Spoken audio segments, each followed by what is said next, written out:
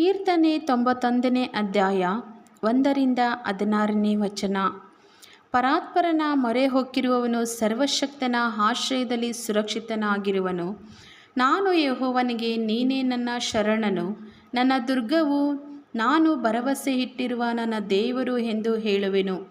ನಿನ್ನನ್ನು ಬೇಟೆಗಾರನ ಬಲೆಯಿಂದಲೂ ಮರಣಕರ ವ್ಯಾಧಿಯಿಂದಲೂ ತಪ್ಪಿಸುವವನು ಆತನೇ.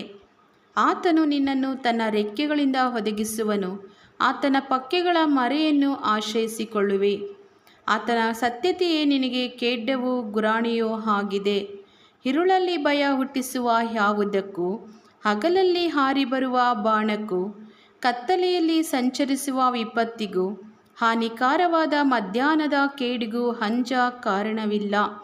ನಿನ್ನ ಮಗ್ಗುಲಲ್ಲಿ 1000 ಜನರು, ನಿನ್ನ ಬಲಗಡೆಯಲ್ಲಿ 10,000 ಜನರು ಸತ್ತು ಬಿದ್ದರೂ ನಿನಗೇನೂ ತಟ್ಟದು.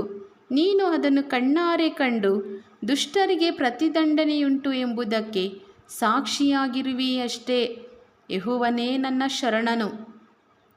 ಪರಾತ್ಪರನನ್ನು ನಿವಾಸ ಸ್ಥಾನವಾಗಿ ಮಾಡಿಕೊಂಡಿದ್ದೀಯಲ್ಲ. ಯಾವ ಕೇಡು ನಿನಗೆ ಸಂಭವಿಸದು, ಉಪದ್ರವವು ನಿನ್ನ ಗುಡಾರದ ಸಮೀಪಕ್ಕೂ ಬಾರದು. ನೀನು ಹೋಗುವಲ್ಲೆಲ್ಲ ನಿನ್ನನ್ನು ಕಾಯುವುದಕ್ಕೆ ಆತನು ನಿನ್ನ ವಿಷಯವಾಗಿ ತನ್ನ ದೂತರಿಗೆ ಅಪ್ಪಣೆ ಕೊಡುವನು. ನಿನ್ನ ಕಾಲು ಕಲ್ಲಿಗೆ ತಗಲದಂತೆ ಅವರು ನಿನ್ನನ್ನು ಕೈಗಳಲ್ಲಿ ಎತ್ತಿಕೊಳ್ಳುವರು. ಸಿಂಹ ಸರ್ಪಗಳ ಮೇಲೆ ನಡೆಯುವಿ. ಪ್ರಾಯದ ಸಿಂಹವನ್ನು ಘಟಸರ್ಪವನ್ನು ತುಳಿದು ಬಿಡುವಿ. ಅವನು ನನ್ನಲ್ಲಿ ಆಸಕ್ತನಾಗಿರುವುದರಿಂದ ಅವನನ್ನು ರಕ್ಷಿಸುವೆನು. ನನ್ನ ನಾಮವನ್ನು ಅರಿತವನಾಗಿರುವುದರಿಂದ ಅವನನ್ನು ಉದ್ಧರಿಸುವೆನು. ಅವನು ನನಗೆ ಮೊರೆಯಿಡುವಾಗ ಸದುತ್ತರವನ್ನು ದಯಪಾಲಿಸುವೆನು. ಇಕ್ಕಟ್ಟಿನಲ್ಲಿ ಹತ್ತಿರವಿದ್ದು ಅವನನ್ನು ತಪ್ಪಿಸಿ ಘನಪಡಿಸುವೆನು. ದೀರ್ಘಾಯುಷ್ಯವನ್ನು ಅನುಗ್ರಹಿಸಿ ಅವನನ್ನು ತೃಪ್ತಿಪಡಿಸುವೆನು. ನನ್ನ ವಿಶೇಷವಾದ ರಕ್ಷಣೆಯನ್ನು ತೋರಿಸುವೆನು.